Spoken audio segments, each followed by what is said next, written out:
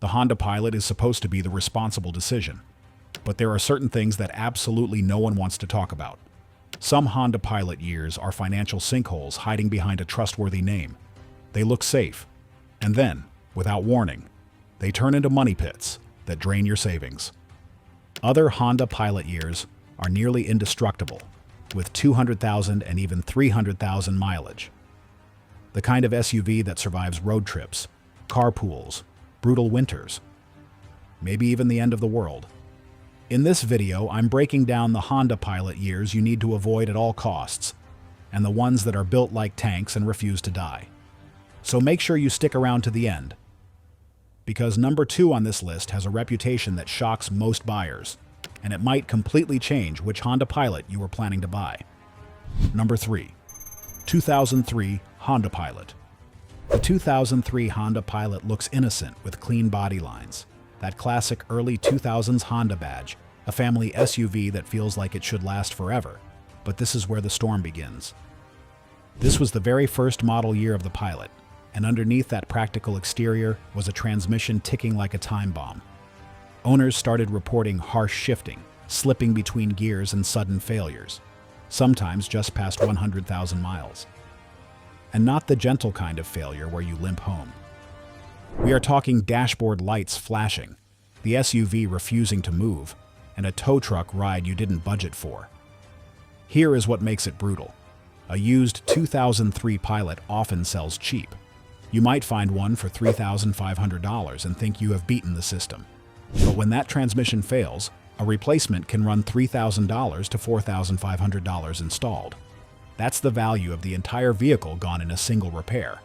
It's like buying a house and discovering the foundation dissolves in the rain. And it wasn't just the transmission. Ignition switch failures could cause stalling. Engine mounts wore out prematurely. Some owners chased warning lights for months. Forums are filled with stories of families stranded during road trips, watching steam rise from under the hood like the opening scene of an apocalypse movie. Now, here is the contrast. And this is where it gets interesting. Spend a little more upfront on a later sorted model year, and you are looking at 200,000 plus miles with routine maintenance. Timing belt service, around $900 to $1,200. The 2003 Pilot isn't guaranteed to fail, but statistically, it's the year that makes ownership feel like rolling dice in the dark. And when it hits, it doesn't just dent your wallet, it wipes it out. Number 2. 2005 Honda Pilot. If the 2003 was the warning shot, the 2005 Honda Pilot was definitely the slow bleed. On the surface, it feels safer with the same first-generation platform, same dependable reputation Honda built in the early 2000s. But beneath that calm exterior, this model carried forward one of the most wallet-crushing weaknesses: automatic transmission failure, and this one doesn't always explode overnight. A rebuilt transmission on a 2005 Pilot will typically run between $3,000 and $4,000 installed. That's a financial event, especially when many of these SUVs sell used for $4,000 to $6,000. You are essentially doubling your investment just to keep it alive. Now compare that to preventative maintenance. A drain and fill transmission service? Around $150 to $250 at a shop, or roughly $60 in fluid if you do it yourself in your driveway with basic tools. 30 minutes of work versus a multi-thousand-dollar collapse.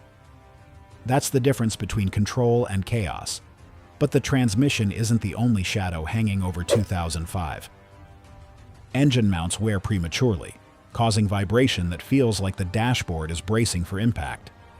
Radiators crack with age and suspension components begin to clunk like distant thunder before a storm. This is the generation of Honda Pilot that tempts budget buyers, because it's affordable and it feels like a safe Honda bet. But if maintenance records are missing, you are buying someone else's countdown timer. And when it hits 0, the silence in your driveway is deafening. Number 1. 2009 Honda Pilot. The 2009 Honda Pilot was supposed to be a fresh start. Instead, for some owners, it became a reset button on their bank account. This was the first year of the second generation, and first-year redesigns are often where automakers work out the bugs in real time, on your dime. One of the biggest complaints was excessive oil consumption. We are talking about engines quietly burning oil between changes, sometimes faster than owners realized. Imagine you change your oil and everything feels fine. 3,000 miles later, the dipstick is nearly dry. Just silent wear grinding away inside the engine. Ignore it long enough, and you are looking at scored cylinders or complete engine damage. Now let's show the difference. Checking your oil once a month is free. Adding a quart when needed costs maybe $8. Replacing piston rings or rebuilding the engine because it ran low repeatedly? $2,500 to $4,000. That's the gap between awareness and disaster, but 2009 didn't stop there. Early transmission hesitation and rough shifting crept into owner reports. Suspension components wore faster than expected. Some drivers described clunks and rattles before 100,000 miles. Unsettling in a vehicle marketed as a long-haul family hauler. What makes 2009 especially dangerous is psychological. It looks modern, feels like an upgrade over the boxy first gen, and prices today are tempting. Often thousands less than later, more refined years. But unless you have detailed maintenance records proving careful oil monitoring and consistent service, you are rolling the dice. Now, we have walked through the danger zone. The early years with transmission roulette, the redesigned models with oil consumption creeping in the shadows, the tempting used deals that look affordable, right up until they aren't. Those are the pilots that test your luck. But Honda didn't build the pilot to fail. In fact, once the bugs were worked out, once the weak points were reinforced, something different started to happen. Because for every model year that drains your savings, there is another that quietly stacks miles. This is where we shift from breakdown stories to survival stories. Number 3. 2008 Honda Pilot. After years of early transmission drama and first-year growing pains, 2008 arrived like the final survivor in a disaster movie. This was the last year of the first generation. By now, Honda had years to correct the weak points. The transmission issues that haunted the early 2000s were largely sorted. Electrical gremlins are mostly ironed out. What you are left with is something rare in the used SUV world: predictability. And in the automotive apocalypse, predictability is survival. A well-maintained 2008 Honda Pilot regularly crosses 200,000 miles. Some push past 250,000. The 3.5-liter V6 might not be flashy, but it's durable. Now let's show what that means. Timing belt service is the big one. Ignore it, and yes, you risk catastrophic engine damage. But here's the difference. It's usually scheduled. A shop might charge $900 to $1,200 for a full timing belt and water pump job. Sounds painful, but compare that to replacing a neglected interference engine. $4,000 plus if the belt snaps and valves collide. One is maintenance and the other is mechanical extinction. Even smaller repairs stay reasonable. Replacing a worn engine mount yourself? Around $150 in parts and an afternoon in the driveway. At a mechanic, that can balloon to $600 or more. The 2008 rewards owners who pay attention. And cosmetically, many still age well. You will see clear headlights, intact dashboards, interiors that don't crumble under the sun. In a lineup filled with risky early models and uncertain redesign years, the 2008 stands calm and steady. This is just the kind of SUV that keeps running when everything else starts falling apart. Number 2. 2015 Honda Pilot. If first-year redesigns are chaos, the final year of a generation is usually clarity. The 2015 Honda Pilot was the closing chapter of the second generation. By this point, Honda had years to smooth out the flaws, reinforce the weak spots, and quietly eliminate the issues that haunted earlier models. What you get is refinement. In a world where early models gamble with your wallet, the 2015 feels like reinforced concrete. The 3.5-liter V6 had already proven itself. Transmission behavior was predictable. Major widespread defects, largely absent. It's common to see these pushing 200,000 miles with nothing more dramatic than routine maintenance. And here is what that really looks like. Timing belt service every 90,000 to 105,000 miles, about $1,000 at a shop.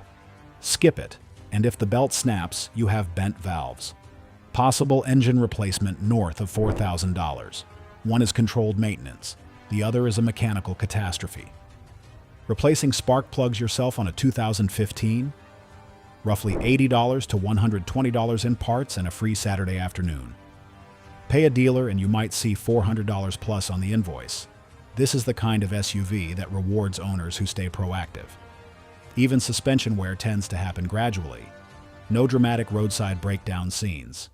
At this point, you are just left with aging parts asking for scheduled attention. And that's the real power of 2015. When everything else feels uncertain, this is the one that quietly keeps going. Number 1. 2020 Honda Pilot.